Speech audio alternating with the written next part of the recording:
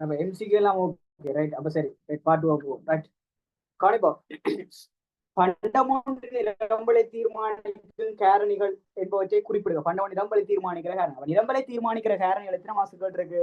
4 மாசம் கேட்டிருக்கு. அப்ப இது ஒரு சுகமான கேள்வி பேப்பர். ஏனெண்டா கவனிக்கணும், எல்லாம் நேரடி கேள்விகள் என்ன செய்யப்பட்டிருக்குது, கேட்கப்பட்டிருக்கு. அப்ப நிரம்பலை தீர்மானிக்கிற காரணிகள்ல முதலாவது நிரம்பல் என்று சொன்னா என்ன? விலைக்கும் நிரம்பல் தொகைக்கும் ஒரு நேரான தொடர்பு இருக்கிறதான நிரம்பல் விதி. அப்ப நிரம்பல் என்று சொல்றது குறித்த காலத்துல விற்பனையாளர் விற்க தயாரா இருக்கிற அளவு நிரம்பல், சந்தை கொண்டு வர அளவு, அது நிரம்பல். அப்ப இந்த நிரம்பலை தீர்மானிக்கிற காரணிகள். அப்ப நிரம்பலை தீர்மானிக்கிற காரணிகள் முதலாவது குறித்த பொருளின் விலை. குறித்த பொருளின் விலை சொல்லுவோம் PX சொல்லுவோம். அல்லது கருதப்படும் பொருளின் விலை. குறித்த பொருளின் விலை அல்லது கருதப்படும் பொருளின் விலை. இரண்டாவது தொடர்புடைய பண்டத்தின் விலை. தொடர்புடைய பண்டத்தின் விலை P.N. தொடர்புடைய பண்டத்தின் விலை. மூன்றாவது தொழில்நுட்பம் டெக்னாலஜி. நாலாவது கவனிப்போம் அரச கொள்கை சொல்லுவோம் G என்று சொல்லுவோம். அரச கொள்கைக்கு 2 டெக்ஸ் என்ற ஒரு விஷயம் இருக்குது, மானியம் என்ற ஒரு விஷயம் இருக்கு. டெக்ஸ் அண்ட் மானியம் அரச கொள்கை. இரண்டாவது காலநிலை. கவனிக்கோங்க, விஷயம் காலநிலை செலுத்தாது. கைத்தொழில் பண்டங்கள்ல செல்வாக்கு செலுத்தாது. விவசாய பண்டங்களில மாத்திரம்தான் செல்வாக்கு செலுத்தும். விவசாய பண்டங்களில செல்வாக்கு செலுத்துற காரணிகளை குறிப்பிடுவேன்னு சொன்னா கட்டாயம் நீங்க காலநிலை எழுதியாகும். கைத்தொழில் பண்டங்களில செல்வாக்கு செலுத்துற காரணிகளை, இடம்பெல்ல செல்வாக்கு செலுத்துற காரணிகளை கேட்டால் இந்த காலநிலை எழுதினால் உங்களுக்கு புள்ளி இல்லை. அதுல நீங்க தெளிவா இருக்கும். அடுத்தது விற்பனையாளர்களின் எண்ணிக்கை எழுதியிருக்கலாம். விற்பனையாளர்களின் எண்ணிக்கை. அடுத்தது எழுதியிருக்கலாம் மூலப்பொருள் செலவு அல்லது உற்பத்தி செலவு. ஏதேனும் 4 கேள்வி, 4 விட 4 மார்க்ஸ். முதலாவது கேள்விக்கு ஆன்சர் இது. முதலாவது கேள்விக்கான ஆன்சர். அப்ப கணிக்கணும், இதுல நான் சொல்ல வர விஷயம் என்னன்னா, இந்த நிரம்பல்ல நீங்க பார்க்க வேண்டிய 2025 மாணவர்கள் நீங்க பார்க்க வேண்டிய விஷயம் என்னன்னா, அந்த நிரம்பல் விதியை தீர்மானிக்கிற காரணம் நெடுக இந்த வருமான விளைவையும் 18 விளைவையும் வச்சு தானே கேள்வியை கேட்டு கொண்டிருக்கான். கேள்வி விதிக்கான காரணங்கள் 2, ஒன்று வருமான விளைவு, 18 விளைவு. அப்ப நிரம்பல் விதிக்கான காரணங்கள் எத்தனை? 2 தான். நிரம்பல் விதிக்கான காரணங்களும் 2. அதுல கொஞ்சம் நீங்க தெளிவுபடுத்தணும். ஒன்று விற்பனையாளன் பெற்ற லாபம். கேள்வி கேட்க நான் இதை கொஞ்சம் பார்த்து கொள்ளணும். விற்பனையாளன் பெற்ற லாபம். அதிகரித்து செல்லும் எல்லை அமைய செலவு. அதிகரித்து செல்ற எல்லை அமைய செலவு. அதிகரித்து செல்லும் எல்லை அமைய செலவு சொன்னா கவனிக்கணும். ஏன் அந்த அதிகரித்து செல்ற அமைய செலவு? இந்த நிரம்பல் விதியை தீர்மானிக்குதல், நிரம்பல் விதிக்கான காரணங்கள் அமையுது. விலை கூட கூட கூட நிரம்பல் தொகையும் கூடுதலோ. அந்த விலைதான் இந்த எம்சி. ஆட்டோமேட்டிக்கா எம்சி கூட நிரம்பல் தொகை கூடுது. ஏனென்றா ஒரு நிறுவனத்தின் எம்சி கோடு தான் என்ன கோடு? நிரம்பல் கோடு. நான் சொன்ன ஒரு நிறுவனத்தின் எம்சி கோடு தான், எம்சி கோடு தான் நிரம்பல் கோடு. பாருங்க, அன்றைக்கு நேற்று படிப்பிச்சிருக்காங்க. ரைபோட்டி ஒரு நிறுவனத்துல எம்சி கோடு தானே நிரம்பல் கோடு. எம்சி கோடு தான் நிரம்பல் கோடு. விலை கூடுதுன்னு சொன்னா தொகையும் கூடு. P1 P2 இதுல P அல்லது எம்சி, இது Q. அப்ப இந்த நிரம்பல் விதியை தீர்மானிக்க காரணியில எம்சி கூடினால் அது ஆட்டோமேட்டிக்கா என்னத்தை கூட்டுது? விலையை கூட்டுது. விலை கூடுறதால தொகை கூடுது. எம்சி குறைஞ்சால் விலை குறையுது, அதனால தொகையும் குறையுது. இது நிரம்பல் விதியை தீர்மானிக்கிற காரணிக்கான விளக்கம். மாறி பார்த்தீங்கன்னு சொன்னால் இந்த விற்பனையாளன் பெற்ற லாபம்.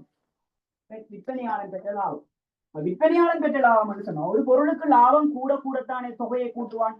பாருங்க, ஏன் ஒரு உற்பத்தி கம்பெனி ஒரு பொருளை அறிமுகப்படுத்துறான். ஒரு பொருளை அறிமுகப்படுத்திக்க அந்த பொருளுக்கான லாபம் கூட கூடத்தான் இன்னும் என்ன செய்வான்? விற்பனை தொகையை கூட்டுவான். அப்ப லாபம் கூடுதல்னு சொன்னால் கவனிக்கணும். லாபம் கூடுதல்னு சொன்னா லாபம் கூடுதல் என்ன செய்ய போறோம்? லாபம் எப்படி கழிப்போம்? லாபம் TRல இருந்து TCயை தானே கழிப்போம். TRல இருந்து TC. அப்ப TRல இருந்து TCயை கழிக்க போனோம்னா இந்த TR என்ன காணுவோம்? விலை தர தொகை.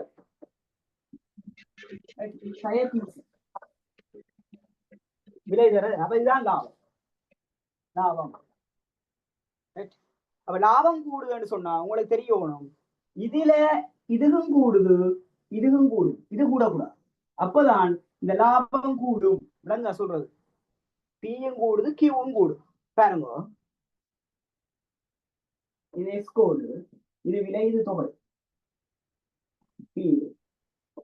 இது Q1 Q2. பாருங்க, விலை கூட கூட, விலை கூட கூட, தொகை கூட, நேரத்தோட நேரடி தொகை ரெண்டும் கூடுறதால என்ன கூட போகுது? மேல டிஆர் கூட போகுது, வருமானம் கூட போகுது.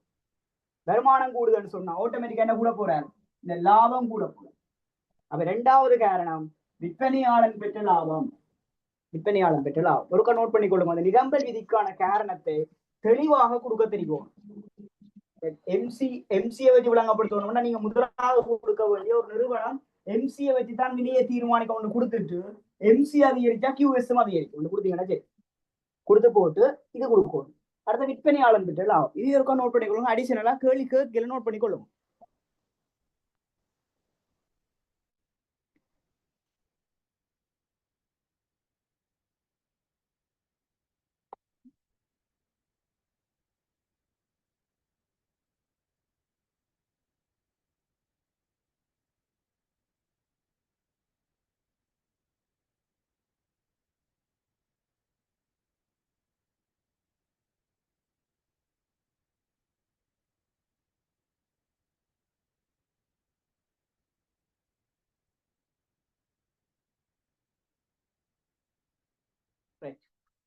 Okay, right.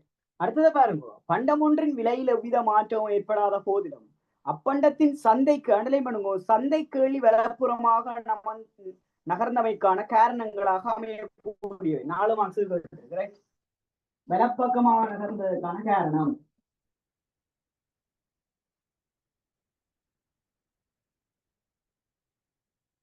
சந்தை கேள்வி வலப்பக்கமாக நகர்ந்ததற்கான காரணம். அப்ப சந்தை கேள்வி வலப்பக்கமாக நகர்ந்தது என்று சொன்னா கவனிக்கணும், 2 விஷயம் இருக்குது. ஒன்று கேள்வி மாற்றம், கேள்வி தொகை மாற்றம். அப்ப நீங்கள் குறித்த பொருளை விலையை எழுதினீங்கன்னா நாளுக்கு 0. குறித்த பொருளை விலையை நீங்க எங்க எழுதக்கூடாது. அங்க கேட்டவர் என்னண்டா வலப்புற நகர்வுக்கான காரணம். இது கேள்வி மாற்றத்துக்குள்ளாம் கேள்வி போகும். கேள்வி மாற்றம், கேள்வி மாற்றத்திலையும் சந்தை கேள்வியாக கேட்டவர் கட்டாயம் நீங்க எழுத வேண்டியது நுகர்வோர் எண்ணிக்கையும் எழுத பழகும். அது பிரச்சனை இல்லை. தனிய நுகர்வோர் தனிநபர் கேள்வி சந்தை கேள்வி என்று கேட்டாதான் நுகர்வோர் எண்ணிக்கை முக்கியமா பார்ப்பாங்க. அப்ப கேள்விக்கோடு வலப்புற நகர்ந்ததுக்கான காரணம் டில இருந்து D2 D1 ஆக போனதுக்கான காரணம் Q1 Q2 காரணம். அப்ப பாருங்க, அந்த கேள்வியை தீர்மானிக்கிற காரணியில ஒன்று சந்தை கேள்வி, ஒன்று என்ன செய்திருக்கலாம்? வலப்பக்கம் நகர்ந்தது கொண்டு பதிலீட்டு பண்டத்தின விட கூடி இருக்கணுமோ குறைஞ்சிருக்கணுமோ? முடியாம படிக்கிறாங்க. பதிலீட்டு பண்டத்தின விட கூடி இருக்குமா குறைஞ்சிருக்குமா?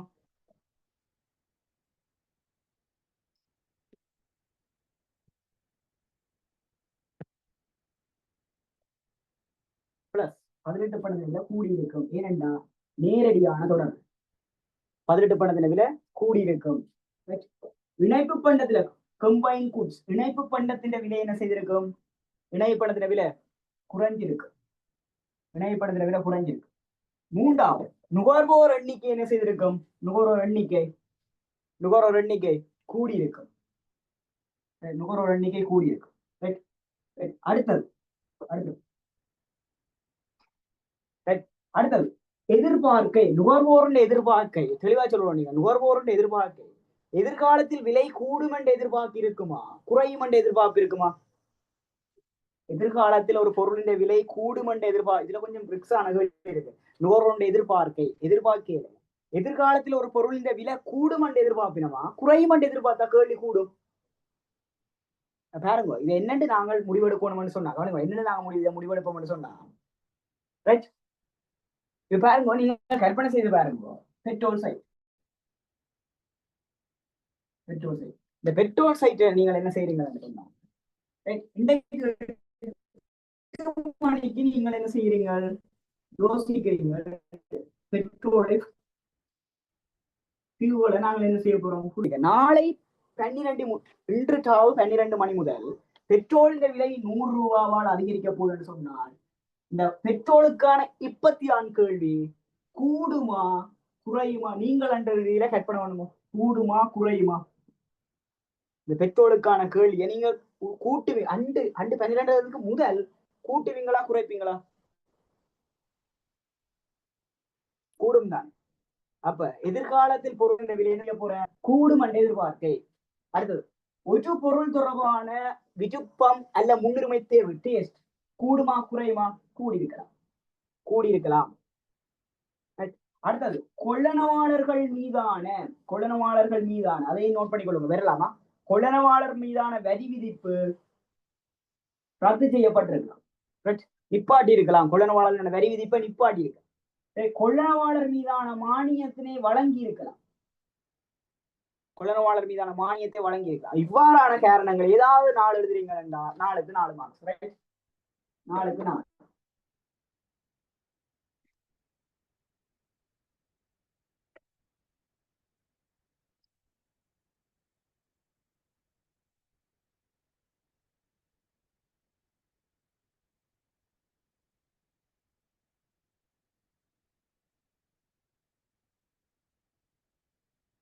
ரைட், ஓகே, விளங்கிட்டா? Clear, understand? ரைட். மூன்றாவது முடிச்சுட்டேன். மூன்றாவது கேள்வி போவோம். கேள்வி விதி என்றால் என்ன? அதற்குரிய காரணிகளை விளக்குக. கேள்வி விதி என்றால் என்ன? அதற்குரிய காரணிகளை விளக்குக. பாருங்க, இந்த கேள்வியை 2-3 விதமா போடலாம். கேள்வி விதி என்றால் என்ன? கேள்விக்கோடு மேலிருந்து கீழ் நோக்கி சரிவதற்கான காரணங்களை விளக்க வேண்டும் இருக்கலாம், அல்ல செயவிக்கான காரணங்களை விளக்க வேண்டும் இருக்கலாம். ரைட். அல்லது சாதாரண பண்டத்தின் கேள்விக்கோடு மேலிருந்து கீழ் நோக்கி சரிவு செல்வதற்கான காரணங்களை விளக்கலாம். எல்லாத்துக்கும் காரணம் எத்தனை? 2. ஒன்று வருமான விளைவு, 18. இதுல 2 கேள்வி இருக்குது. வடிவா கவனிக்கணும். கேள்வி விதி என்றால் என்ன? அதற்குரிய காரணம். அப்ப எத்தனை மார்க்ஸ் கேட்டவர்? 5 மார்க்ஸ் கேட்டவர். அப்ப கேள்வி விதி என்றால் என்ன எழுதும்? அப்ப கேள்வி விதி என்றால் விலை கூடுகின்ற போது கேள்வித்தொகை குறைவடைவது. விலை கூடுகின்ற போது கேள்வித்தொகை குறைவடைவது. விலை குறைகின்ற போது கேள்வித்தொகை என்ன செய்வதும் அதிகரிப்பதும் என்ன? கேள்வி விதி. அப்ப 2க்கும் இடையில எதிர்கணிய ரீதியான தொடர்பு. விலைக்கும் கேள்வித்தொகைக்கும் இடையில எதிர்கணிய ரீதியான தொடர்பு என்ன? கேள்வி விதி. அப்ப கேள்வி விதிக்கான காரணங்கள் என்னென்ன? படிப்பிச்சுட்டு கேள்வி விதிக்கான காரணங்கள் என்னென்ன? ஒன்று வருமான விளைவு, மற்றது 18 விளைவு. ரைட். அப்ப இதை எழுதியிருப்பீங்க. விலைக்கும் தொகைக்கும் இடையில எதிர்கணிய ரீதியான தொடர்பை விளக்கப்படுத்துவது கேள்வி விதியாகும். ஒன்று, ஒரு மார்க்ஸ் எடுத்திருப்பீங்க. ரைட். அடுத்தது கவனிங்கோ, இந்த கேள்வி விதிக்கான காரணங்களை விளக்கி இருக்கணும். ஒன்று வருமான விளைவு. வருமான விளைவு வருமான விளைவு வருமான விளைவு வருமான விளைவுண்டா என்ன? Income effect. வருமான விளைவு. வருமான விளைவுண்டா இங்க நான் சொல்றேன் என்னண்டா விலைதான் சரி. வருமான விளைவை விளங்கப்படுறதுக்கு விலை மாற்றத்தை மட்டும் தான் கருத்தில் கொள்ளுவோம். ஏனைய காரணம் மாறக்கூடாது. நுகர்வோர் எண்ணிக்கையா இருக்கலாம், நுகர்வோர் சுவையா இருக்கலாம், நுகர்வோர் எதிர்கால எதிர்பார்க்கையா இருக்கலாம். ஒன்று மாறக்கூடாது. விலைதான் என்ன செய்யலாம்? மாற்றம் அடையலாம். விலையில வார மாற்றம் காரணமாக, மற்றவைகள் மாறான விலையில மாற்றம் காரணமாக நுகர்வோரின் மெய் வருமானத்தில் மாற்றம் ஏற்பட்டு, நுகர்வோரின் மெய் வருமானம், பண வருமானம் இல்ல மெய் வருமானம் சொல்லி தந்துட்டேன். மெய் வருமானம் என்றாண்டை விளங்கப்படுத்திட்டேன். மெய் வருமானத்தின் மாற்றம் ஏற்பட்டு குறித்த பண்டத்தின் கேள்வித்தொகையில் வார மாற்றம் டெட்டால போடுறத மாற்றம் வருமான விளைவு ஆகும். இது கொடுத்திருக்கோம், வருமான விளைவு ஆகும். பிறகு பாருங்க, அப்பண்டத்தின் விலை அதிகரிக்கின்ற போது மெய் வருமானத்துக்கு என்ன நடக்கும் சொல்லுங்க?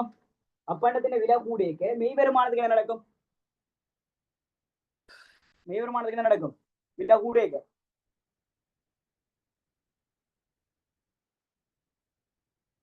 குறையும். மெய் வருமானம் குறையும், கேள்வித்தொகை என்ன செய்யும்? குறையும். மெய் வருமானம் குறையும், கேள்வித்தொகை குறையும். இவருக்கும் என்ன தொடர்பு? இது தொடர்பு. இவருக்கும் நேர் தொடர்பு. இது கொடுத்திருக்கோம். விலை குறைகின்ற போது மெய் வருமானம் என்ன செய்யும்? கூடும். விலை குறைய மெய் வருமானம் கூடும். பிறகு கியூடியும் என்ன செய்யும்? கூடும். கவனிக்கணும், இவற்றையும் எதிராகத்தான் இருக்கணும். அப்புறம் மாத்தி அடிக்க கூடாது. விலைக்கும் தொழில் தொடர்போ கொடுத்து விட்டீங்களா? இதுக்கு 2 மார்க்ஸ். வருமான விளைவுகளில் இருந்து இந்த விளக்கத்தை கொடுத்துருந்தீங்கன்னா 2 மார்க்ஸ். என்ன? மற்றவைகள் மாறா நிலை குறித்த பண்டம் ஒன்றின் விலையில் மாற்றம் ஏற்படுகின்ற போது நுகர்வோரின் மெய் வருமானத்தின் மாற்றத்தை ஏற்படுத்தி குறித்த பண்டத்தின் கேள்வித்தொகையில் வாருகின்ற மாற்றம் என்ன? வருமான விளைவு. அப்போது விலை அதிகரிக்கின்ற போது நுகர்வோரின் மெய் வருமானம் குறைவடைவதனால் குறித்த பண்டத்தின் கேள்வி தொகையும் குறைவடையும். பின்னர் விலை குறைகின்ற போது மெய் வருமானம் அதிகரித்து நுகர்வோர்ல குறித்த பண்டத்தின் கேள்வி தொகையும் என்ன செய்யும்? அதிகரிக்கும். கொடுத்துட்டீங்கன்னு சொன்னால் இதுக்கு 2 மார்க்ஸ். இந்த வருமான விளைவு கொடுத்துருந்தா 2 மார்க்ஸ். அடுத்தது பாருங்க. ரைட், இந்த பதிலீட்டு விளைவு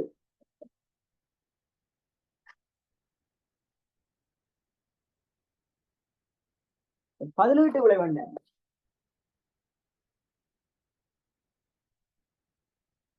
பதிலீட்டு விளைவு பதிலீட்டு விளைவு பதிலீட்டு விளைவு இந்த பதிலீட்டு விளைவு நான் கவனிக்கணும். ரைட்,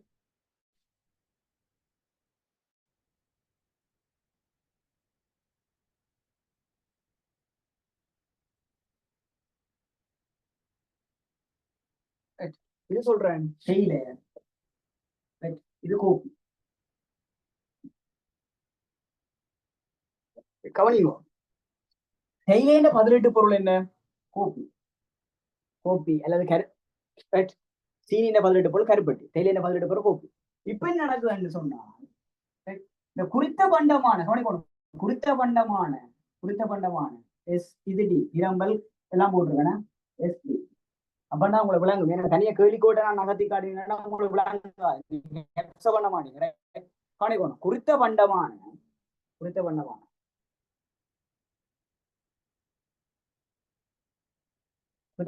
இந்த தேயிலேந்த விலை கூட போடுது. சப்போஸ் விலை கூடுது P1 இருந்து P2 போகுது. Q1 Q2 விலை கூட நீங்க எனக்கு சொல்லணும். தேயிலேந்த பதிலீடு பண்ண கோப்பி எல்லோ கோப்பின்ற கேள்விக்கு என்ன நடக்கும்? கோப்பின்ற கேள்விக்கு என்ன நடக்கும்? கோப்பின்ற கேள்விக்கு என்ன நடக்கும்? கோப்பின்ற கேள்விக்கு நேர்தொடர்பு எல்லாம் கூடும். அப்ப கோப்பின்ற கேள்வி வந்து கூட போகும். அப்ப கோப்பின்ற விலை மாறுமா மாறாதா? என்ன சொல்லுவோம்? பதினெட்டு பண்டமான கோப்பின்ற விலை மாறுமா மாறாதா? சேஞ்சா நோட் சேஞ்சா? படிச்சுட்டீங்க. அன்றைக்கும் படிப்பிச்சுக்கிறோம் ஒரு எம்சிக்குல. மாறுமா மாறாதா? அந்த போக்குவரத்து சேவை என்ன படிப்பிச்சு விட்டுறான். இந்த எம்சி பேப்பர்லாம் படிப்பிச்சு விட்டுறான். மாறுமா மாறாதா? மாறா. விலை மாறா. இதுதான் பிள்ளைகள் பதிலீட்டு விளைவு. என்னண்டா குறித்த பண்டத்தின் விலையில மாற்றம், சார்பு விலை மாற்றம், விலை மாற்றம், விலை மாற்றம், சார்பு விலை மாற்றம், விலை மாற்றம், பதிலீட்டு பண்டத்தின் கேள்வி மாற்றம், பதிலீட்டு பண்டத்தின் கேள்வி மாற்றம், பதிலீட்டு பண்டத்தின் கேள்வி மாற்றம், குறித்த பண்டத்தின் கேள்வி தொகை மாற்றம், குறித்த பண்டத்தின் கேள்வி தொகை மாற்றம். என்னண்டா இந்த பதிலீட்டு விலை இப்படியே ஜோதிச்சு வைங்க. குறித்த பொருளின் மற்றவைகள் மாறா நிலையில் குறித்த பொருளின் விலை மாற்றம் காரணமாக சார் விலையில் மாற்றம் ஏற்பட்டு, சார் விலை தான் வருமான விளைவு வருமானம் இங்க சார் விலையில் மாற்றம் ஏற்பட்டு 18 பண்டத்தின் கேள்வியில் மாற்றத்தை ஏற்படுத்தி குறித்த பண்டத்தின் கேள்வி தொகையில் ஏற்படுகின்ற மாற்றம் 18 விளைவாகும். பாருங்க, இதை பத்தி சொல்லுவோம். குறித்த பண்டத்தின் விலை என்ன நடக்குது? நீங்க சொல்லுவாங்க, நான் தெரியாது. குறித்த பண்டத்தின் விலைக்கு என்ன நடக்குது? இங்க என்னோட சொல்லிக் கொடுவோம். அப்பா 18 விலை விட குறித்த பண்டத்தின் விலை என்ன நடக்குது? கூடுது. விலை கூடுது. இதில் சார்பான சார் விலையும் என்ன செய்யுது? சார் விலை கூடுது. சார் விலை கூடுது. 18 பண்டத்தின் கேள்விக்கு என்ன நடக்குது? 18 பண்டத்தின் கேள்வி கூடுது. குறித்த பண்டத்தின் கேள்வி தொகை என்ன செய்யுது? குறையுது. அப்ப இதுதான் 18 விலை. இவருக்கும் இவருக்கும் நேர்தொடர்பு. இவர் சார் விலைக்கும் குறித்த பண்டத்தின் கேள்வி தொகைக்கும் என்ன தொடர்பு? இது தொடர்பு. அப்ப இதை விளங்கப்படுத்தி விட்டீங்கன்னா ஃபுல் மார்க்ஸ் வந்திருக்கு உங்களுக்கு. படம் கீற தேவையில்லை. படம் உங்களை விளக்கத்துக்காக நான் கீறி விட்டுருக்கேன். இதுதான் பதிலீட்டு விளைவு. ரைட்,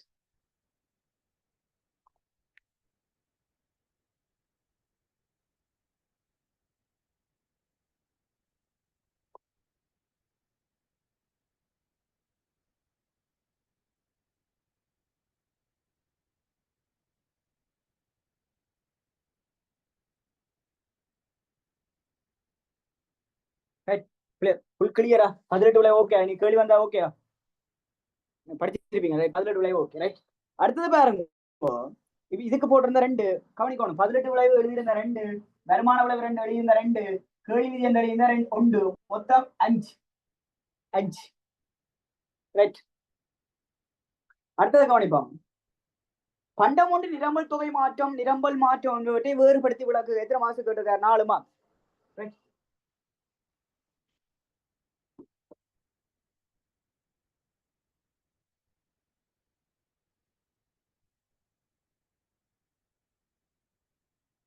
4 மார்க்ஸ் கேட்டிருக்காரு. பண்டம் ஒன்று நிரம்பல் தொகை மாற்றம், நிரம்பல் மாற்றம் என்பவற்றை வேறுபடுத்தி விளக்கணுமா? ரைட்.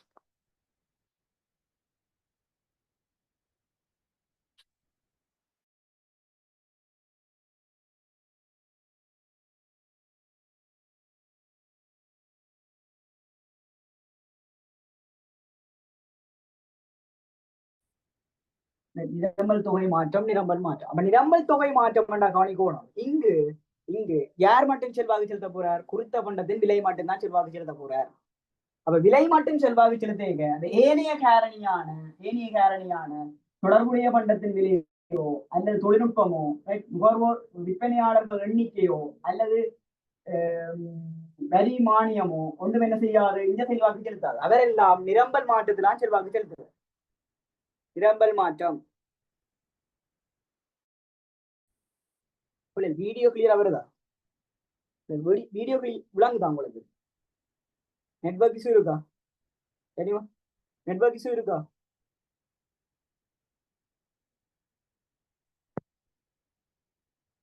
நெட்வொர்க் இஷ்யூ இருக்கா?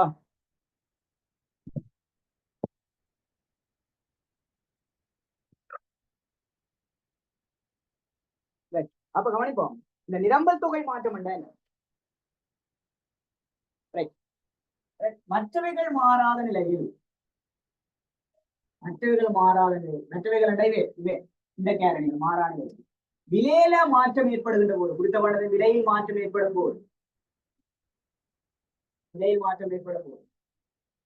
விற்பனையாளன் விற்க தயாராக உள்ள அளவினை மாற்றுதல் இந்த நிரம்பல் தொகை மாற்றமாகும். என்ன சொல்றாருண்டா, விலை கூடியக்க விலையில வார மாற்றம் காரணமாக தொகை மாற்றம். இதான் நிரம்பல் தொகை மாற்றம். இது நிரம்பல் கோட்டின் புள்ளி அசவின் மூலம் வெளிப்படுத்தப்படும். இது விலை, இது QS. நிரம்பல் கோட்டின் புள்ளி அசைவின் ஏல இருந்து பி, நிரம்பல் கோட்டின் புள்ளி அசைவின் மூலம் வெளிப்படுத்தப்படும். இது இப்படி எழுதியிருந்தா 2 மார்க்ஸ். புள்ளி அசைவு கட்டாயம் கொடுக்கணும். ஆனா நிரம்பல் மாற்றம்னு சொன்னால் விலை தவிர்ந்த தொடர்புடைய பண்டங்களின் விலையா இருந்திருக்கலாம், தொழில்நுட்பமா இருந்திருக்கலாம், உற்பத்தி செலவாக இருந்திருக்கலாம், விற்பனையாளர்கள் எண்ணிக்கையா இருந்திருக்க, ஏதாவது. அப்ப விலை தவிர்ந்த ஏனைய காரணிகளின் ஏதாவது ஒன்றில் மாற்றம் ஏற்படும் போது,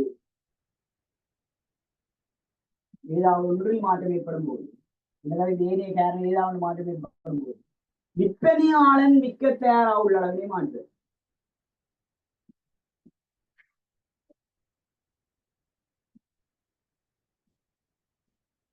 மாற்றம் கட்டாயம். இந்த நிரம்பல் மாற்றத்துல இது நிரம்பல் கோட்டு அசைவின் மூலம் வெளிப்படுத்தப்படும். நிரம்பல் கோடு அசைவின் மூலம், நிரம்பல் கோடு அசைவு. அப்ப நிரம்பல் கோட்டு அசைவின் மூலம் தான் இதை வெளிப்படுத்தப்பட போற. நிரம்பல் கோட்டில் ஒன்று வலப்புற நகர்வா இருக்கலாம், இல்ல இடப்புற நகர்வா இருக்கலாம். அப்ப இதுதான் பிள்ளைகள் நிரம்பல் தொகை மாற்றம், நிரம்பல் மாற்றம். இது புள்ளி அசைவு நிரம்பல் தொகை மாற்றம், இது கோடு அசைவு. அப்ப நிரம்பல் தொகை மாற்றம் உங்களுக்கு தெரியணும். 2 நிரம்பல் நீட்டம், நிரம்பல் ஒடுக்கம். தேவையில்லை அழிவு. நிரம்பல் நீட்டம், நிரம்பல் ஒடுக்கம். நிரம்பல் நீட்டம் என்றா உங்களுக்கு என்ன தெரியும்? விலை கூடியேக்க நிரம்பல் தொகையும் கூடுறது. நிரம்பல் ஒடுக்கம் என்று சொன்னால் விலை குறையேக்க நிரம்பல் தொகையும் குறையுது. நிரம்பல் நீட்டம், நிரம்பல் ஒடுக்கம். நிரம்பல் மாற்றம் 2. நிரம்பல் அதிகரிப்பு அல்லது நிரம்பலின் வலப்புற நகரம். நிரம்பல் அதிகரிப்பு அல்ல நிரம்பல் என்ற விலப்புற நகர்வு. அடுத்தது நிரம்பல் என்ன செய்தல் குறைதல் அல்ல நிரம்பலின் இடப்புற நகர்வு. இடப்புற நகர்வு. ரைட். இவ்வளவும் நீங்க சொன்னா இது 2 மார்க்ஸ், இது 2 மார்க்ஸ், மொத்தம் 4 மார்க்ஸ். ரைட்.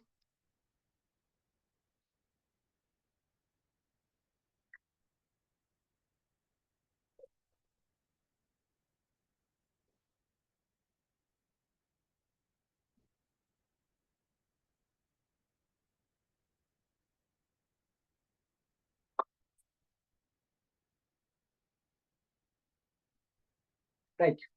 அடுத்த கவனிப்போம். சாதாரண பண்டம் என்றால் என்ன விளக்குக. ரைட்.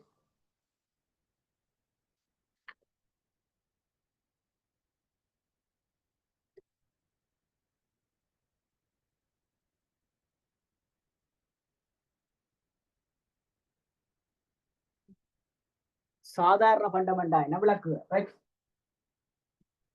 அப்ப சாதாரண பண்டம் என்றா என்ன பிள்ளை? எத்தனை மாசம் கேட்டு இருக்கு? 3 மாசம் கேட்டா 3 பாயிண்ட் சொல்லி. சரி. ரைட்.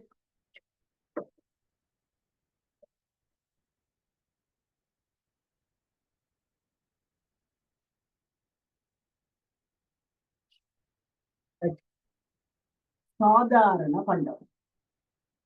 சாதாரண பண்டம் சாதாரண பண்டம் என்று சொன்னா வருமானத்துக்கும் சாதாரண பண்டத்தின கேள்விக்கும் இடையில எது தொடர்பா நேர் தொடர்பா? வருமானத்துக்கும் நுகர்வோருடைய வருமானத்துக்கும் சாதாரண பண்டத்தின கேள்விக்கும் இடையில என்ன தொடர்பு? நேர் தொடர்பா இது தொடர்பா? நேர் தொடர்பு. நேரான தொடர்பு. பாருங்க இப்படித்தானே கோடுகிறோம். வருமானம் சார்பா சாதாரண பண்டத்துல கோடு எப்படி தருவோம்? மேல வருமானம், கீழே கேள்வி குவான்டிட்டி, கீழே QD X இந்த ஃபங்க்ஷன் y இப்படித்தானே தருவோம். y1 y2 q1 q2. இது இது சாதாரண பண்டம். மேல அச்ச பாத்தீங்கன்னா சாதாரண பண்டத்துக்குரிய கோடு. அப்ப நீங்க சொல்லணும் வருமானத்துக்கும் கேள்விக்கும் நேரான தொடர்பை வெளிப்படுத்துவது சாதாரண பண்டமாகும். சாதாரண பண்டம். 2வது விலைக்கும் கேள்வி தொகைக்கும் இடையில் என்ன உணர்வு? என்ன விலைக்கும் கேள்வி தொகைக்கும் இடையில் என்ன உறவு?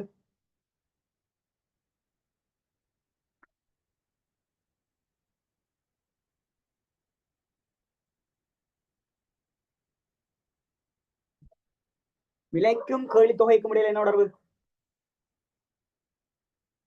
இப்போ ஓகே வீடியோ இப்ப கிளியரா வருதா? வீடியோ வெட்டாம வருதா? வீடியோ வெட்டி வந்ததா? வீடியோ இப்ப கிளியரா ஓகே அவ்வளவு வருதா? சொன்னதான் நான் தெரியும். ரைட். விலைக்கும் கேள்வி தொகைக்கும் இடையில் என்ன உணர்வுன்னு சொன்னால் என்ன உணர்வு? எதிர் தொடர்பு. விலைக்கும் கேள்வி தொகைக்கும் எதிரான தொடர்பை கொண்டது சாதாரண பண்டம். அப்ப அடுத்தது பிஇடி நீங்க காண்ற விலைசார் கேள்வி நிகழ்ச்சி என்ன குணகம் சாதாரண பண்டத்துக்கு? நேரா மைனஸா? விலைசார் கேள்வி நிகழ்ச்சி குணகம் என்ன? மைனஸ். விலைசார் கேள்வி நிகழ்ச்சி குணகம் எதிர்கணியத்தை கொண்டது சாதாரண பண்டம். அடுத்தது வருமான விளைவு. வருமான விளைவு என்ன இருக்க போகுது? பிளஸ்ஸா மைனஸா? வருமான விளைவு பிளஸ்ஸா மைனஸா? சாதாரண பண்டத்துக்கு வருமான விளைவு என்ன இருக்க போகுது? சாதாரண பண்டத்துக்கு வருமான விளைவு பிளஸ், 18 விளைவு மைனஸ். வருமான விளைவு பிளஸ் ஆகவும் 18 விளைவு மைனஸ். 18 விளைவு மைனஸ் இதுவும் கொடுக்கலாம். வருமான விளைவு நேர்கணியமாகவும் 18 விளைவு எதிர்கணியமாக இருக்கிற பண்டம் சாதாரண பண்டம். அடுத்தது வருமான நிகழ்ச்சி வைடீண்ட பெருமானம். வருமான நிகழ்ச்சி நேர்கணியமாக கொண்ட பண்டங்கள் அனைத்தும் சாதாரண பண்டம். இதுல ஏதாவது 3 பாயிண்ட்ஸ் கொடுத்திருந்தீங்களா? 3க்கு 3 இதுல ஏதாவது இதான் ஸ்கீம். இதுல ஏதாவது 3 பாயிண்ட்ஸ் கட்டாயம் முதன்மைப்படுத்தும் இருந்து வருமான விளைவையும் 18 விளைவையும் முதன்மைப்படுத்தி கொடுக்க பாருங்க. ரைட். வருமான விளைவு 18 விளைவு. ரைட்.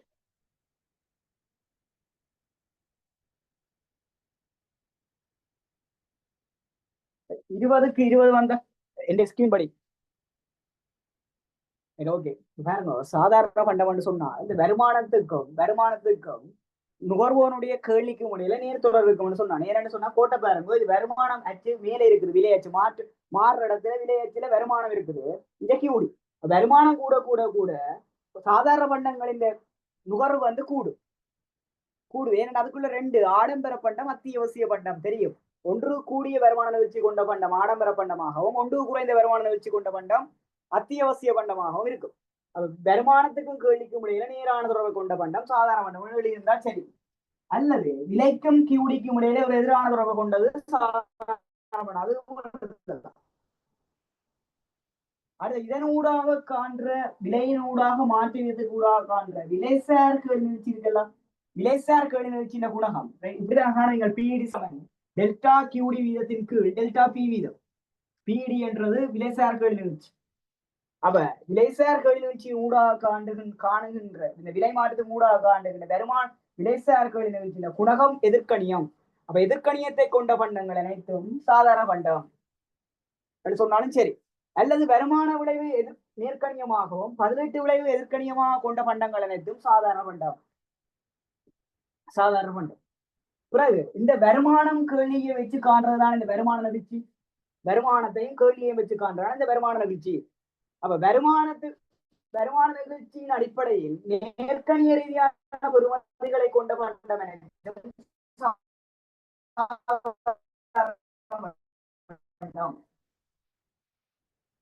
அப்ப சாதாரண இதையும் கொடுக்கலாம். சாதாரண பண்டம் ரெண்டு வகைப்படும். ஆடம்பரம் அத்தியாவசிய பண்டம். வருமான நிகழ்ச்சி என்னத்துக்கு பிளஸ் ஆகிருக்கு, ஒன்றுக்கு கூட வேற போகணும். ஆடம்பர பண்டத்துக்கு என்ன வேற போகணும்? வருமான நிகழ்ச்சி பிளஸ் ஆகிருக்கு, ஒன்றுக்கு கூட இருக்கணும். நேர்கணியமாகவும் ஒன்றுக்கு கூடவாகவும். அத்தியாவசிய பண்டத்துக்கு வைடி பிளஸ் ஆகிருந்து ஒன்றுக்கு குறைவாக இருக்கும். இதையும் கொடுக்க. அப்ப சாதாரண பண்டம் தொடர்பான முழு நோட்ஸ் சொல்லியிருக்கு. அப்ப 20க்கு 20 வந்தா செட் பண்ணுவோம். 20க்கு இந்த எஸ்கியூவின் படி உங்களுக்கு 20க்கு 20 வந்த ஏதாவது பாயிண்ட்ஸ் எழுதாம விட்டுருப்பீங்க. 20க்கு 20 இருக்கா? முதலாவது கேள்விக்கு 20க்கு 20. ஏன்னா பிரைவேட் மெசேஜ் நான் சொல்ல மாட்டேன் மார்க்ஸ்.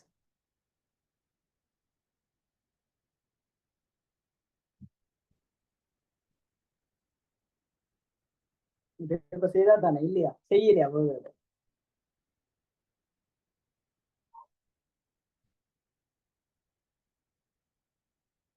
கூட்ட லேட்டா போல கூட்டுங்க. Right. Okay okay right. Very good. Right. Okay.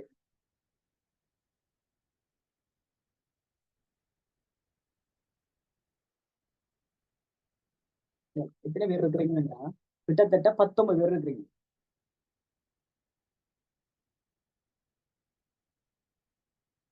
19 சொன்னா 18 பேர் இருக்கிறீங்க. ரைட். 26 கேட்கிறாங்க. தமிழுக்கு எத்தனை? பிரித்தன், ஜெனா, தனோயா, தர்மியா, கனிசா, தனுசியா,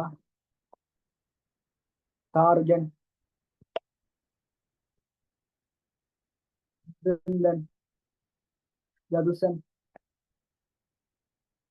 ரைட். அடுத்த கேள்வி பார்ப்போம். ரைட். Okay right. அடுத்த கேள்வி பார்ப்போம். விலைக்கேளி நிகழ்ச்சி என்றா என்ன? விலைக்கேளி நிகழ்ச்சி என்றா கவனிப்போம். விலைக்கேளி நிகழ்ச்சி என்றா என்ன?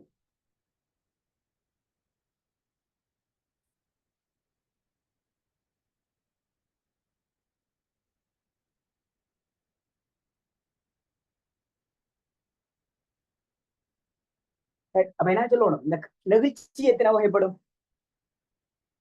நெகிழ்ச்சி எத்தனை? அந்த கேள்வி பேப்பர் இருக்கணும். நெகிழ்ச்சி எத்தனை தெரிஞ்சாங்க? நெகிழ்ச்சி எத்தனை?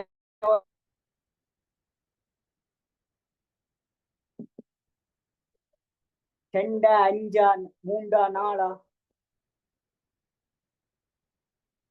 3. ரைட். பாப்போம். 2. நெகிழ்ச்சி புள்ளிகள் பிரதானமா 2. ஒன்று கேள்வி நெகிழ்ச்சி. கேள்வி நெகிழ்ச்சி. அடுத்தது இடம்பல் நெகிழ்ச்சி. விலைசார் கேள்வி நெகிழ்ச்சி. கேள்வி நெகிழ்ச்சி 3. விலைசார் கேள்வி நெகிழ்ச்சி. விலைசார் கேள்வி நெகிழ்ச்சி. வருமானம் சார் கேள்வி நெகிழ்ச்சி. குறுக்கு கேள்வி நெகிழ்ச்சி. விலைசார் கேள்வி நிகழ்ச்சி எத்தனை? விலைசார் கேள்வி நிகழ்ச்சி எத்தனை? விலைசார் கேள்வி நிகழ்ச்சி எத்தனை? 5. விலைசார் கேள்வி வச்சு ஒன்றுக்கு கூடினது, பிடி ஒன்றுக்கு குறைவு, பிடி ஒன்றுக்கு சமன், பிடி சமன் 0, பிடி சமன் முடிவு. வருமானம் சார் கேள்வி வச்சு எத்தனை? வருமானம் சார் கேள்வி வச்சு எத்தனை? பிரதானமா 2 புள்ளிகளோட நேர்கணிய வருமான நிகழ்ச்சி, நேர்கணிய வருமான நிகழ்ச்சி, எதிர்கணிய வருமான நிகழ்ச்சி. ரைட், நேர்கணிய வருமான நிகழ்ச்சி, எதிர்கணிய வருமான நிகழ்ச்சி. குறுக்குகளின் நிகழ்ச்சி எத்தனை? குறுக்குகளின் நிகழ்ச்சி அதுவும் பிரதானமா நேர்கணிய வருமான நிகழ்ச்சி, நேர்கணிய குறுக்குகளை சிஇடி சொல்லுவோமா, இதை வைஇடி என்று சொல்லுவோம், இதை சொல்லுவோம். இதை சிஇடி என்று சொல்லுவோம், இதை வைஇடி என்று சொல்லுவோம். YED plus YED minus, YED minus CED plus, அடுத்த சிஇடி, சிஇடி மைனஸ், மைனஸ் காணிக்கோணும். வைஇடி பிளஸ்ல எத்தனை இருக்குது? வைஇடி பிளஸ்ல எத்தனை இருக்குது? எத்தனை நிகழ்ச்சி இருக்கு? எத்தனை பிரிக்கலாம்? வைஇடி பிளஸ்ல எத்தனை பிரிக்கலாம்? 2 பிரிக்கலாம். வைஇடி பிளஸ் ஒன்றுக்கு கூட, வைஇடி பிளஸ் ஒன்றுக்கு குறைவு 2. ரைட், வைஇடி பிளஸ் என்ன பண்டம்? வைஇடி பிளஸ் என்ன பண்டம்? வைஇடி பிளஸ் என்ன பண்டம்? சாதாரண பண்டம், சாதாரண பண்டம். வைஇடி பிளஸ் ஒன்றுக்கு கூட என்ன பண்டம்? ஆடம்பர பண்டம். வைஇடி பிளஸ் ஒன்றுக்கு குறை வேண்டாம், அத்தியாவசிய பண்டம், அத்தியாவசிய பண்டம். அத்தியாவசிய பண்டம். வைஇடி மைனஸ் என்ன பண்டம்? இழிவு பண்டம், இழிவு பண்டம். இந்த வருமான நிகழ்ச்சி வச்சு விடா பண்டங்களையும் நாங்கள் காணுவோம். குறுக்குகளின் நிகழ்ச்சியை வச்சு என்னென்ன பண்டங்களை நாங்கள் காணுவோம்? உங்களுக்கு ஒளிவா தெரியணும். இந்த 18 பண்டங்கள் இணைப்பு பண்டங்கள், தொடர்பற்ற பண்டங்கள். பூச்சியத்தை விடுங்க, தொடர்பற்ற பண்டம் அது பெருசா கேட்கப்போது இல்லை. இதை கவனிக்கும். சிடி பிளஸ் என்றாலே 18 பண்டம், இதுக்குள்ள 2, இதுக்குள்ள 2. இந்த சிடி 2, இதுக்குள்ள 2, 18 பண்டமா? 18 பண்டம், இதுக்குள்ள 2. சிடி பிளஸ் ஒன்றுக்கு கூட, சிடி பிளஸ் ஒன்றுக்கு குறை, சிடி பிளஸ் ஒன்றுக்கு நெருக்கமான 18 பண்டம், நெருக்கமான 18 பண்டம். இது நெருக்கமற்ற 18 பண்டம், நெருக்கமற்ற 18 பண்டம். ரைட், சிடி மைனஸ் என்ன பண்டம்? இணைப்பு பண்டம் அல்லது நிரப்பு பண்டம், இணைப்பு பண்டம் அல்லது நிரப்பு பண்டம். ரைட், பாத்தீங்களா? சரி, இவ்வளவு தான் புள்ளிகள். புல் நெகிழ்ச்சி, நெகிழ்ச்சியில பார்க்க போற விஷயங்கள். அடுத்த நிரம்பல் நெகிழ்ச்சி எத்தனை வகைப்படும்? தோட்ட பார்ப்போம். நிரம்பல் நெகிழ்ச்சி எத்தனை வகைப்படும்? நிரம்பல் நெகிழ்ச்சி எத்தனை வகைப்படும்? பிஎஸ் எத்தனை வகைப்படும்? 5 வகைப்படும். பிஎஸ் ஒன்றுக்கு கூட, பிஎஸ் ஒன்றுக்கு குறைவு, பிஎஸ் ஒன்றுக்கு சமன், பிஎஸ் 0, பிஎஸ் முடிவு. 5 வகைப்படும். இவ்வளத்தையும் ஒரு நோட் பண்ணி கொள்ளுங்க. நெகிழ்ச்சி சம்பந்தமான அனைத்து இதுவும் என்ன செய்திருக்கிறேன்? எழுதி இருக்கிறேன். ரைட்,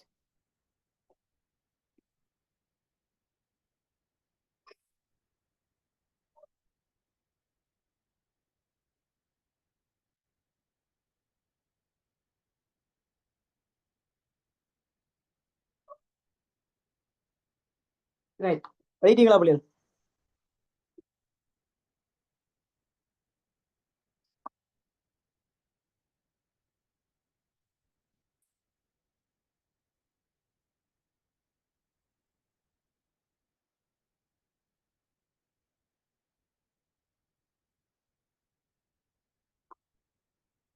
ரைட், அடுத்தது கவனிப்போம். ரைட், இந்த விலைசார் கேள்வி நிகழ்ச்சியை கேட்டிருக்காரு. முதலாவது விலைசார் கேள்வி நிகழ்ச்சி என்றா என்ன? எத்தனை மார்க்ஸ் கேட்டிருக்காருன்னு சொன்னா 4 மார்க்ஸ் கேட்டிருக்கு. 4 மார்க்ஸ் கேட்டபடியா நீ கட்டாயம் சமன்பாடு எழுதணும். எல்லாரும் 2 மார்க்ஸ் குறைச்சு விடுங்க உங்களோட பேப்பர்ல. விலைசார் கேள்வி நிகழ்ச்சி என்றா என்னண்டா, விலையில வார மாற்ற வீதத்திற்கும் ஒரு குறித்த பண்டத்தின் விலையில வார மாற்ற வீதத்திற்கும் அப்பண்டத்தின் கேள்வி தொகையில் ஏற்படுகின்ற மாற்ற வீதத்திற்கும் இடையிலான ஒரு கணித ரீதியான தொடர்பை வெளிப்படுத்துவதுதான் விலைசார் கேள்வி நிகழ்ச்சி. அல்லது விலையில் ஏற்படுகின்ற சார்பளவு மாற்றத்துக்கு ஏற்ப சார்பளவு மாற்ற வீதத்துக்கு ஏற்ப சார்பளவு மாற்ற வீதத்துக்கு ஏற்ப கேள்வித்தொகையில் ஏற்படும் துலங்கள் கேள்வித்தொகையில் ஏற்படும் துலங்கள் இப்படி எழுதினாலும் சரி விலையில் ஏற்படும் சார்பளவு மாற்றத்துக்கு ஏற்ப கேள்வித்தொகையில் ஏற்படுகின்ற ஒரு துலங்கள் அல்லது விலையில் ஏற்படுகின்ற மாற்று வீதத்துக்கும் கேள்வித்தொகையில் ஏற்படுகின்ற மாற்று வீதத்துக்கும் இடையிலான ஒரு கணித ரீதியான தொடர்பை வெளிப்படுத்துவது விலைசார் கேள்வி நிகழ்ச்சி என்று கொடுத்தாலும் சரி கொடுத்துட்டு இது பின்வருமாறு கணிக்கப்படும் பின்வரும் சமன்பாடு மூலம் கணிக்கப்படும் பிடி சமன் டெல்டா கியூடி வீதத்தின் கீழ் டெல்டா ஒன்று கொடுத்தாலும் சரி விலை குறித்த பணத்தின் கேள்வித்தொகை ஏற்படும் மாற்று வீதத்தின் கீழ் விலையில் ஏற்படும் மாற்ற வீதம் என்று கொடுத்தாலும் சரி அல்லது இந்த சமன்பாடு கொடுத்தாலும் சரி பிடி சமன் டெல்டா கியூடி கீழ் டெல்டா பி டெல்டான்ற மாற்றம் பி கீழ் கியூ கியூடி கொடுத்தாலும் சரி அப்ப சமன்பாடுகள் இருந்தா 2 மார்க்ஸ் இதில் இருந்தா 2 மார்க்ஸ் மொத்தம் 4 மார்க்ஸ் ஏன்னா நீங்க ஸ்கீம் எடுத்து பாருங்க சமன்பாட்டுக்கு மார்க்ஸ் கொடுத்துருக்காங்க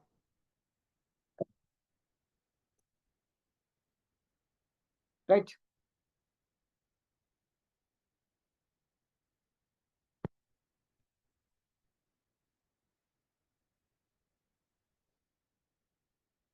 ரைட்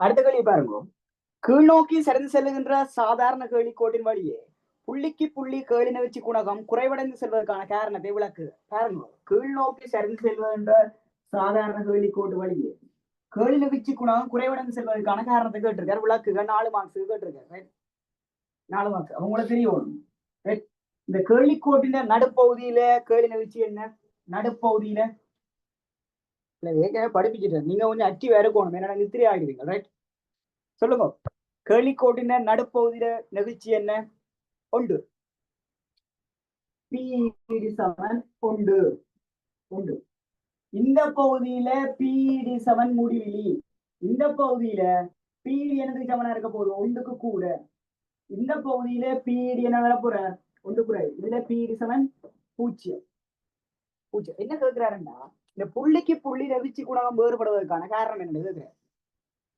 அப்ப நீங்க முதலாவது சொல்லணும் முதலாவது என்ன சொல்லணும்னு சொன்னா முதலாவது விலைசார் கேள்வி நிகழ்ச்சி விலைசார் கேள்வி நிகழ்ச்சி பின்வரும் சமன்பாட்டின் மூலம் அளவிடப்படும்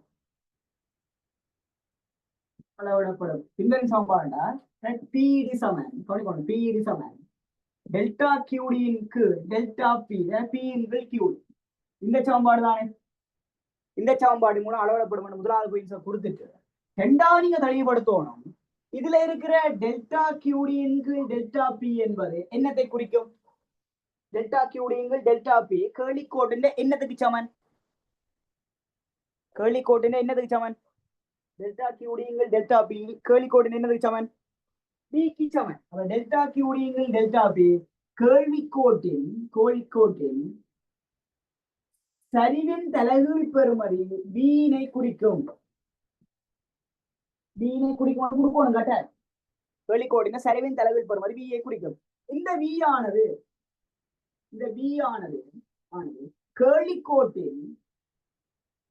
கேள்விக்கோட்டின் சொல்லணும் ஒவ்வொரு புள்ளியிலே மாறுமா மாறாதா சரிவு மாறுமா மாறாதா சேஞ்சா நோட் சேஞ்சா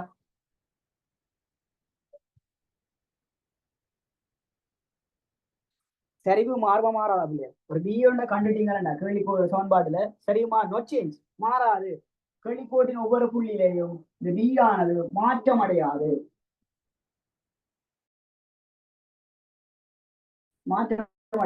இது ரெண்டாவது கொடுக்கணும் மூன்றாவது பாயிண்ட்ஸ் நீங்க கொடுத்துருக்கணும் இந்த பிஎங்கள் கியூடி என்ற விகிதம் கேள்விக்கோட்டின் ஒவ்வொரு புள்ளியிலும்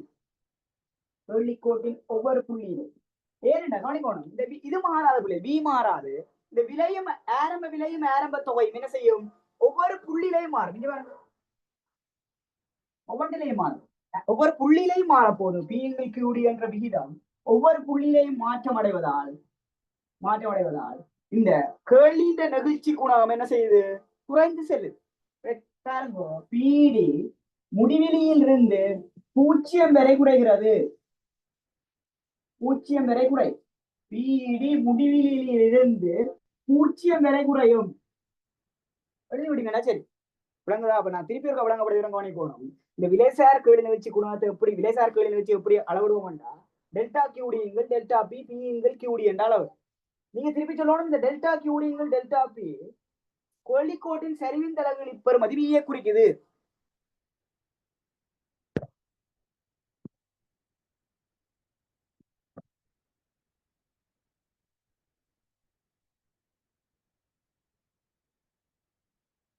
சொல்றேன், ரைட்.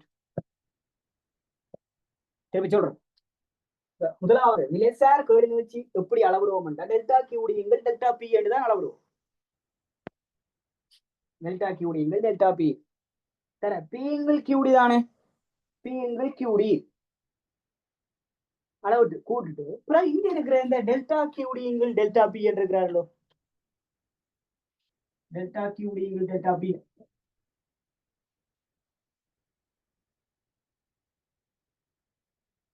டெல்டா கியூடிங்கள் டெல்டா பி. இந்த டெல்டா கியூடிங்கள் டெல்டா பி கேள்விக்கோட்டின் சரிவின் தலைவில் பெறுமதி பிஏ குறிக்கும் கொடுக்கும். ஏனண்டா பி தானே எவ்வளவு மாறாது கொடுத்துட்டு இந்த பி ஆனது கேள்விக்கோட்டின் ஒவ்வொரு புள்ளியிலையும் மாற்றம் அடையாதுன்னு சொல்லுவோம். கேள்விக்கோட்டின் ஒவ்வொரு புள்ளியிலையும் மாற்றம் அடையாது, ஒவ்வொரு புள்ளியிலையும் மாற்றம் அடையாது. கேள்விக்கோட்டின் ஒவ்வொரு புள்ளியிலும் மாற்றம் அடையாது, மாற்றம் அடையாது. ஆனால் ஆனால் பட் ஏனென்றால் இந்த பியுங்கள் கியூடியான விகிதம், பியுங்கள் கியூடி இந்த விகிதம் கேள்விக்கோட்டின் ஒவ்வொரு புள்ளியிலையும் மாற்றம் அடைவதால், கேள்விக்கோட்டின் ஒவ்வொரு புள்ளியிலையும் மாற்றம் அடைவதால கேள்வி நிகழ்ச்சி முடிவிலிருந்து 0 வரை குறைவடைகிறது. கடைசி முடிவு முடிவிலிருந்து 0 வரை குறைவடைகிறது. இவ்வளவும் கொடுத்துட்டீங்கன்னு சொன்னாதான் உங்களுக்கு எத்தனை மார்க்ஸ் சொன்னா 4 மார்க்ஸ். இந்த கேள்வி சரி என்ற ஜஸ்ட் போடுவோம். இந்த கேள்விக்கு நான் ஆன்சர் எழுதினா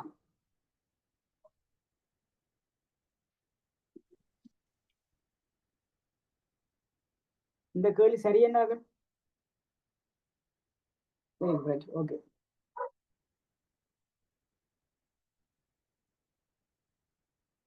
பேப்பர் பிரிண்ட் எடுத்தீங்களோ தெரியாது, அதான் எனக்கு டவுட் ஆகல. ரைட்,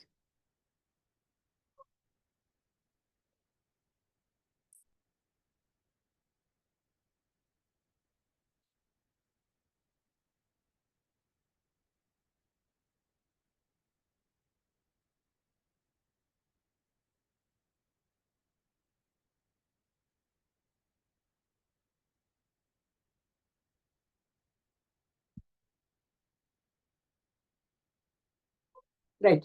அடுத்த கவனிப்போம். கீழே தரப்பட்டுள்ள ஒவ்வொரு வகையான பண்டங்களுக்கான விலைசார் கேள்வி நிகழ்ச்சி குணத்தை நாம் காண்க. விலைசார் கேள்வி நிகழ்ச்சியை நாம் காண்க. கவனிப்போம்.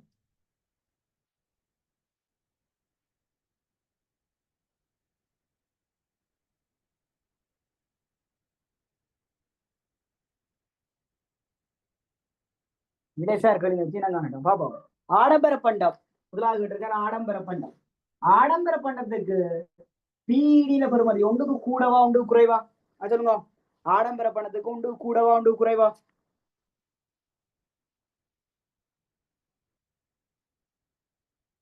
ஆடம்பர பண்டம் ஒன்றுக்கு கூட, பிடி பிளஸ் இல்ல, இது வருமான நிகழ்ச்சி கேட்கிற பிள்ளைகள். ஆடம்பர பண்டம் ஒன்றுக்கு கூட விலைசார் கேள்வி நிகழ்ச்சி தான் கேட்டிருக்கு. ரைட். அடுத்தது கரியுப்பு மிகவும் அத்தியாவசியமான பண்டம். மிகவும் அத்தியாவசியமான பண்டத்துக்கு பி என்ன? 0. கூடலாம் குறையலாம், தொகை மாறாது. பிடி 0. மூன்றாவது அத்தியாவசிய பண்டம் பிடி ஒன்றுக்கு குறை. நாலாவது நாலாவது கஷ்டம். பூரணத்தன்மை வாய்ந்த பூரண பதிலெட்டு பண்டங்கள், பூரணத்தன்மை வாய்ந்த பூரண பதிலெட்டு பண்டங்கள். ஏனென்று சொன்னால் முடிவில் கவனிக்கணும். இந்த பூரண பதிலெட்டு பண்டங்களை உற்பத்தி செய்யற நிறுவனங்கள் என்னென்ன, சந்தை அமைப்பு என்னென்ன? பூரண பதிலெட்டு பண்டங்களை ஓகே முடிவிலி ஓகே பூரண பதிலெட்டு பண்டங்களை வழங்குகின்ற சந்தை அமைப்பு என்ன? படிப்பிச்சிட்டேன். 26 நிறைபோட்டி சந்தை. அப்ப நிறைபோட்டி சந்தையின் நிறுவனத்தின் கேள்விக்கோள் என்ன வரப்போகுது? பிடி முடிவில் தான், பிடி முடிவில். அப்ப 4 சரி, 4க்கு 4 சரி என்றா 4. ரைட். 4க்கு 4 4.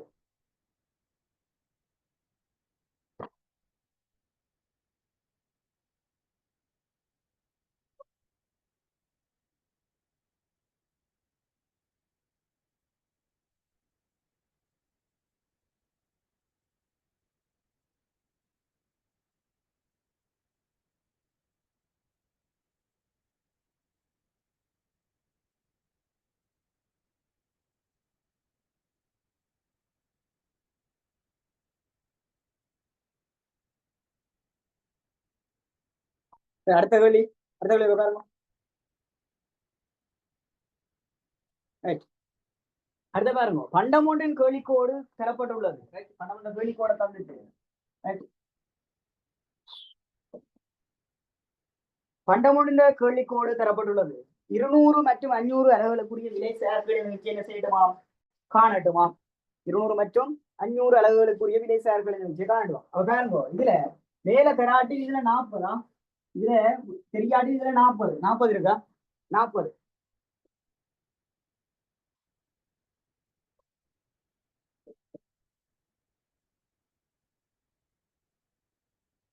இதுல 40, இதுல 40, இதுல வந்து 800. விலை இப்ப என்ன கேட்கிறாருண்டா, விலை எப்படி இருக்க போதாம்.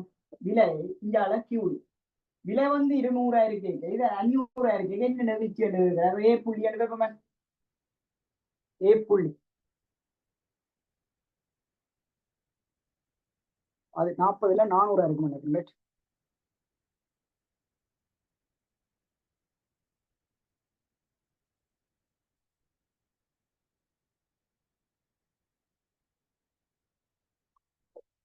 வெயிட் பண்ணுங்க, வரேன். அதுல 40 வந்துடும் நினைக்கிறேன். பாருங்க, கேள்வி பிள்ளை போல பாருங்க.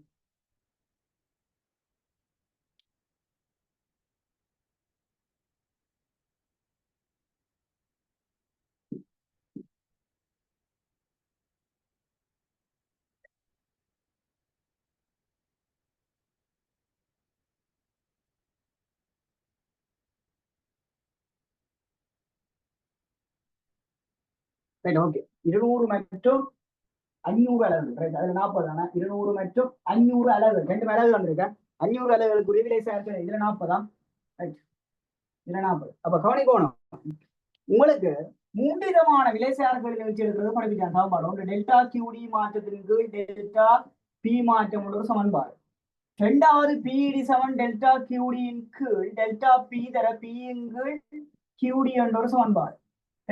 3வது தெரியணும், இந்த இதற்கு பதில என்ன போடலாம், பி தர கியூடி போடலாம் இல்லையோ, பி தர கியூடி போடலாம், பி தர கியூடியை போட்டுக் கொள்ளலாம். அப்ப உங்களுக்கு முதலாவது என்ன தெரியணும்னு சொன்னால் சமன்பாடு தெரியும். இந்த கேள்வி சமன்பாடு தெரிஞ்சா தானே விலை எடுக்கலாம். கேள்வி சமன்பாடு எடுத்துக்கொள்ளும். அப்ப கேள்வி சமன்பாடு உருவாக்குறதுக்கு பியின் கியூடி பி விலை பூச்சியமா இருக்கு, இவர் 40, விலை பூச்சியமா இருக்கு, இவர் 40.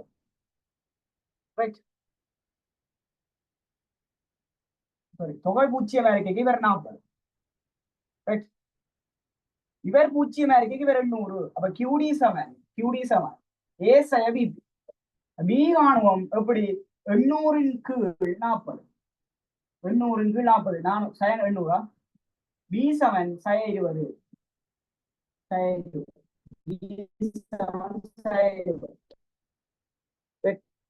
கியூடி சமன் ஏ சய பி சய 20, விலை தெரியும் எவ்வளவு, 40.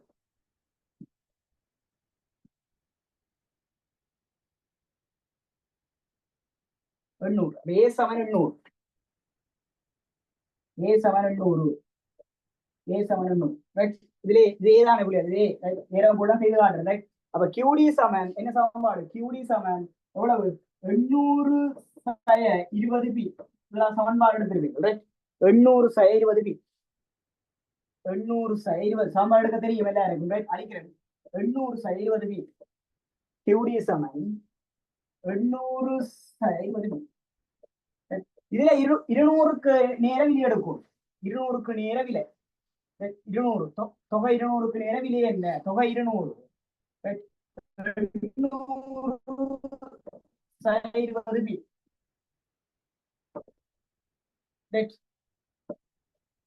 90 பி. 20 பி சமன் 800 பி சமன் 600 கீழ் 20. வட்டி நீங்க பி எவ்வளவு வர போற 30. இதுல 30 30க்கு நேர 200. 30க்கு நேர 200. ரைட். செண்டா ரைட். 500 எல்லாம் ரைட். கியூ இ சமன் 800 20 பி. இதுல 500 800 20 பி. 20 பி சமன் 300. பி சமன் 300 கீழ் 20. பி சமன் எவ்வளவு வரப்போற பி சமன் 15. இதுல 15 ரைட்.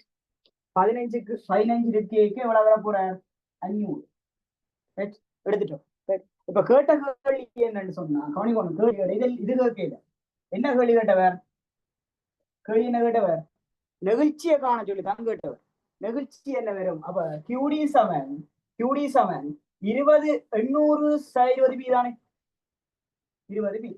அப்ப இதுல நெகிழ்ச்சி இதோட ஏ புள்ளி என்ன வைப்போம், இது ஒரு பி புள்ளி என்ன வைப்போம். இதுல நெகிழ்ச்சி என்ன, இதுல நெகிழ்ச்சி என்னதான் கேட்டது. அப்ப பீதர சய பீதர பி கியூ சய பி எவ்வளவு? இதுல 20 பி எடுத்துறது தெரியும் 30 கீழ் 200 60 கீழ் சய 60 கீழ் 20 சய 60 கீழ் 20 ரைட்.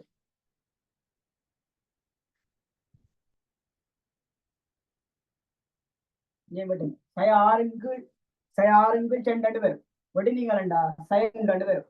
இதுல சயமூட் வந்ததா? இதுல சயமூண்டு வந்ததா எல்லாருக்கும்? சயமூண்டு கேள்வி சமன்பாடு எடுத்து பி எடுத்து செய்யலாம். வேற எது இருந்தாலும் பிரச்சனை இல்லை உங்களுக்கு ரைட். நான் இந்த இதுல செய்யறேன் ரைட். சயமூண்டு பிறகு 2வது இதுல காணும் பியில சய பி தர பி கியூ. சய பி எவ்வளவு உங்களுக்கு தெரியும் 20 எவ்வளவு 15 கீழ் 500 வெட்டி விட்டீங்கன்னு சொன்னால் 30 கீழ் 50 மைனஸ் 0 இதுல மைனஸ் 0 வந்ததா?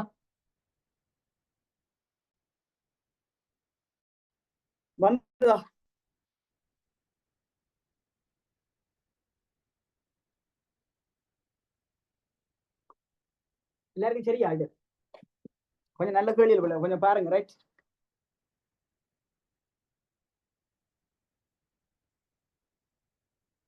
விலங்காடி கேளு சொல்லுங்க, திருப்பி விளங்க போயிட்டு வரேன். இது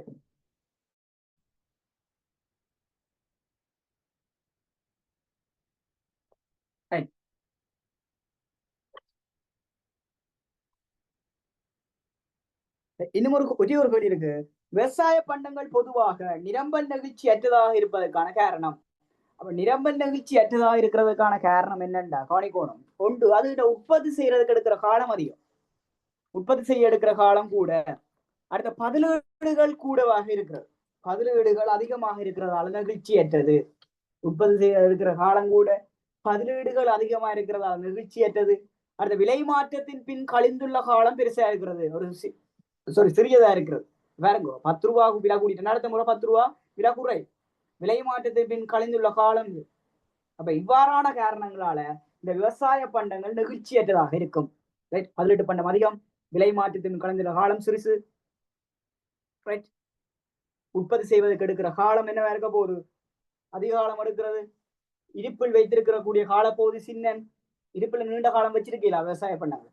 இப்படி 4 ஏதாவது இருந்தா 4 மார்க்ஸ். ரைட். அப்ப இதோட என்ன செய்யுதான்னு சொன்னா இந்த பார்ட் 2 பேப்பர் முடியுது. ரைட். இப்ப நாளைக்கு இல்ல நாளைக்கு திங்கட்கிழமை இன்னொரு பேப்பர் போடுவேன். சரி. இதோட நான் நினைக்கிறேன் 75 எம்சிக்கு முடியுதுன்னு நினைக்கிறேன். 30 அங்கால 25 55 55 55 15 70 எம்சி கிட்ட முடிஞ்சு. இன்னும் 70 எம்சிக்கு செய்வோம். செய்தா அந்த 2ஆம் பாடத்தை கம்ப்ளீட் பண்ணிட்டு 3ஆம் பாடத்துக்குள்ள போகலாம். எக்ஸாம் நெருங்குதில்லோ, 11ஆம் எக்ஸாம் இல்லோ. மூன்றாம் பாடத்திலையும் கொஞ்சம் செஞ்சு 4, 5 போய் 13 சிலபஸ் என்ன செய்யலாம், அடுத்த மாத கடைசி போகுது என்ன செய்யலாம், நெருங்கலாம். மீண்டும் இப்ப சந்திக்கலாம். ரைட், புதன்கிழமை பார்ப்போம். ரைட், பேப்பர் கிளாஸ் ஒன்று, இந்த பேப்பர் கிளாஸ் ஒன்று திங்கக்கிழமை வராம நிற்கிறேன். ரைட் ரைட், சந்திப்போம். டவுட் என்ன பிறகு கேட்டுக்கணும். ரைட்.